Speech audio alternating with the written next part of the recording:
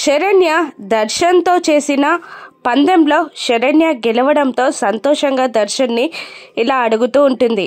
నేను క్లయింట్స్ని ఇంప్రెస్ చేశాను కదా అని అడుగుతూ ఉండగా, అయితే ఏంటి అని అడుగుతూ ఉంటాడు దర్శన్. నేను పందెం గెలిచాను కాబట్టి నేను చెప్పినట్టు మీరు చేయాలి అని అంటూ ఉంటుంది శరణ్య.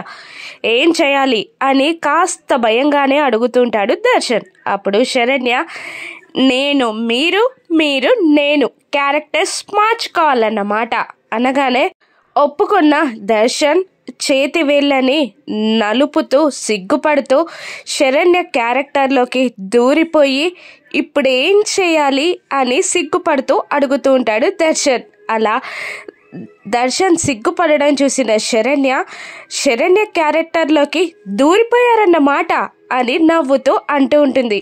అవును అన్నట్టు సిగ్గుపడుతూ తల ఊపుతూ ఉంటాడు దర్శన్. అప్పుడు శరణ్య కోపంగా, ఏయ్ అసలు మనిషివేనా, నీకు బుద్ధుందా, మొగుడు ఆఫీస్ నుంచి వచ్చాడు, కాస్త కాఫీ ఇవ్వాలన్న కామన్ సెన్స్ కూడా లేదా నీకు అని దర్శన్ క్యారెక్టర్లోకి దూరిపోయిన శరణ్య దర్శన్ పైనే గట్టిగా అరుస్తుంది. దాంతో ఆ అరుపు విన్న దర్శన్ ఉలిక్కిపడి అయోమయంగా శరణ్యని చూస్తూ బలవంతమైన నవ్వుని ముఖం మీదికి తెచ్చుకొని అక్కడి నుండి కిచెన్లోకి వెళ్ళిపోతాడు.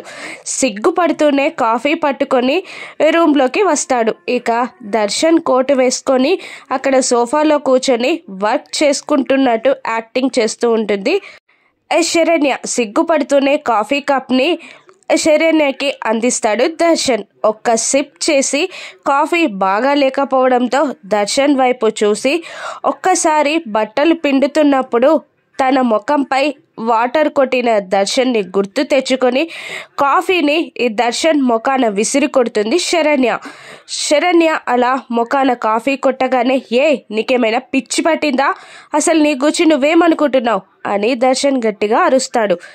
దర్శన్ అనుకుంటున్నా అని శరణ్య టేబుల్ పైన కాలు పెట్టి దర్శన్ వైపు పొగరుగా చూస్తూ చెప్తూ ఉండగా అయోమయంగా చూస్తూ ఉంటాడు దర్శన్.